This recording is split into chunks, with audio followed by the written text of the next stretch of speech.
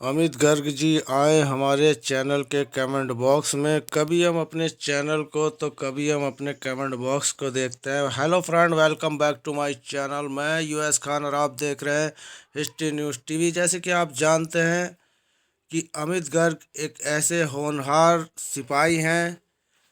जी हाँ दोस्तों, इन्होंने बहुत लंबी लड़ाइयाँ लड़ी। इतनी लंबी लड़ाइयाँ लड़ी वो आपके सामने हैं। और ऐसे ही कर्मठ साथी विकास त्रिपाठी कानपुर वाले, महेंद्र पाल दामगढ़ जी। जी हाँ दोस्तों, ये वो लोग हैं। इन लोगों ने पीएसएल इंडिया लिमिटेड के लिए एक बहुत लंबी लड़ाई लड़ी। यहाँ तक कि जंतर मंतर और क्या बोलते हैं, रामलीला ग्राउंड पर भी इन्होंने लाखों की संख्या में निवेशकों को ले जाकर धरने प्रदर्शन किए। और दामगढ़ जी तो भूख हड़ताल पर भी बैठे। लेकिन दोस्तों, जैसे कि आप जानते हैं कि इस भारतवर्ष में अनुच्छेद 19 के तहत जितने भी धरने प्रदर्शन किए जा रहे हैं उनको स्थगित किया। उनको उनकी कुछ नहीं उठ पा रही, उनकी कुछ वजूद नहीं उठ पा रहा इस सरकार के सामने, क्योंकि ये सरकार गूंगी बहरी हो चुकी है। और इसी सरकार के कारस्तानियाँ जो इस वक्त निवेशकों को खून के आंसू रुलाने पर मजबूर है।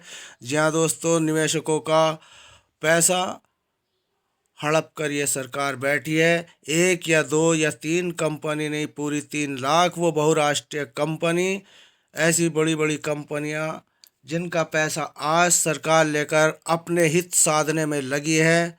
जी हाँ दोस्तों, जैसे कि आप जानते हैं, कहीं मूर्ति बना दी तो कहीं पर अब एक बहुत हिंदुस्तान का सबसे बड़ा स्टेडियम बना दिया। तो दोस्तों, ये सब चिटफंड निवेशकों, 40 करोड़ निवेशकों का पैसा, अरबों खरबों रुपया लूटकर आज ये हिंदुस्तान को, जी हाँ दोस्तों, एक ऐसी तरक्की की ओर ले जा रहे हैं जिसमें हम जैसे निवेशकों का खून पसीने का पैसा ये सरकारी प्रक्रियाओं के यानी कि सरकारी विभागों को अपनी तरफ कर कर उनसे इस तरीके से लूट मचाई की जा रही है जैसे किसी स्वर्ण मंदिर को।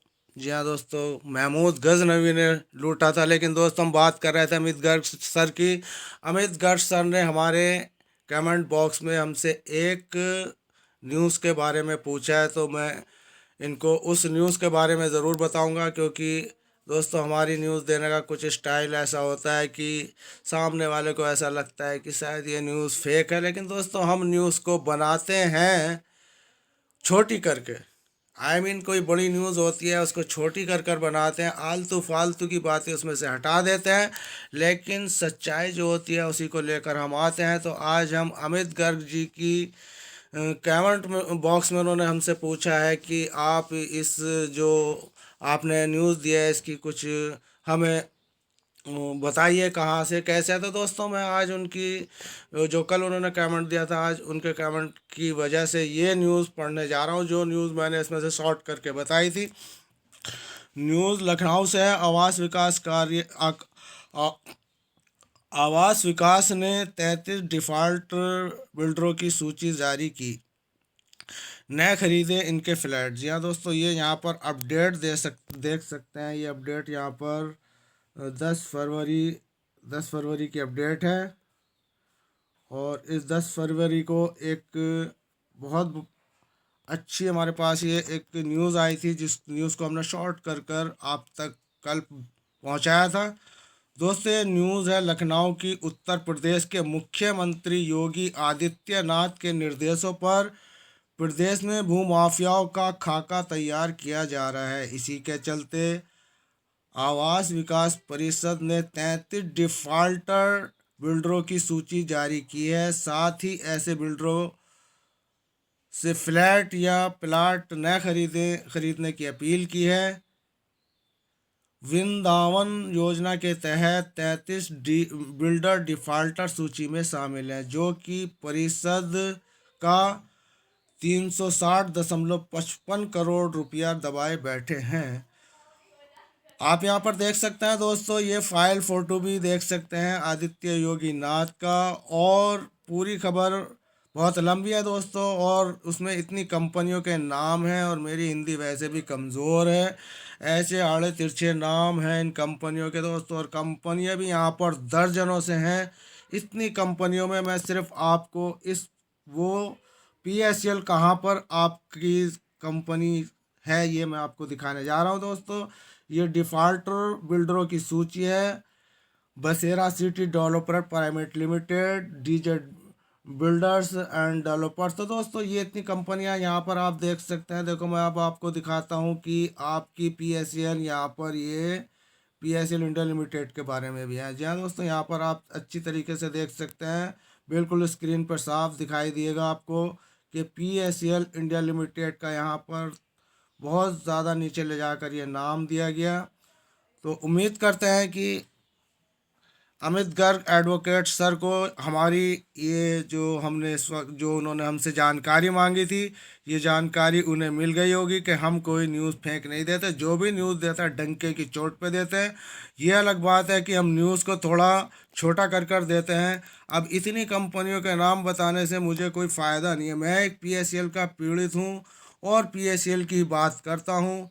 तो दोस्तों आज अमित गर्ग साहब की अगर बात करें तो अमित गर्ग साहब एक ऐसे कर्मठ योद्धा और वीर हैं जिन्होंने एक लंबी लड़ाई चिटफंड निवेशकों के लिए लड़ी, और इनके जितने भी साथी हैं उन लोगों ने एड़ी चोटी का जोर लगाया PSL इंडिया लिमिटेड का पैसा दिलाने के लिए। जैसे कि मैंने आपसे बताया कि इन लोगों ने इतनी कोशिश की जितनी अभी कोशिश हमारे किसान नेता टिकैत साहब ने भी नहीं की। जी हाँ दोस्तों, टिकैत साहब ने भी अभी इतनी कोशिश नहीं की होगी जितनी कोशिश निरंतर इन लोगों ने की है।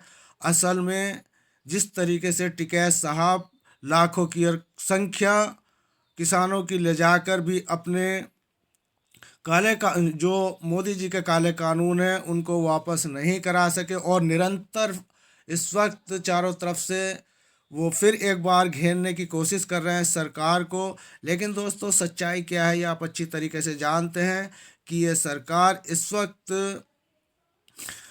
अपने हिटलर गर्दी पर उतरी हुई है, और हम निवेशक उस वक्त यही सोच रहे थे कि सरकार संज्ञान क्यों नहीं लेती। इतने बड़े बड़े धरने होते हैं, ये लोग इतनी इतनी ज़्यादा कोशिश कर रहे हैं। कभी धरने प्रदर्शन जंतर मंतर पर करते हैं, कभी रामलीला ग्राउंड पर करते हैं, कभी कहीं करते हैं, यहाँ तक कि भूख हड़तालों पर भी बैठे। और कई लोग तो दोस्तों इतनी बड़ी एक रामलीला पर एक इतना बड़ा चिटफंड निवेशकों का एक बहुत बड़ा वहाँ पर एक जुलूस दिखाया गया था, यानी कि इतने लोग वहाँ पर आए हुए थे अपने पैसे का हक मांगने के लिए।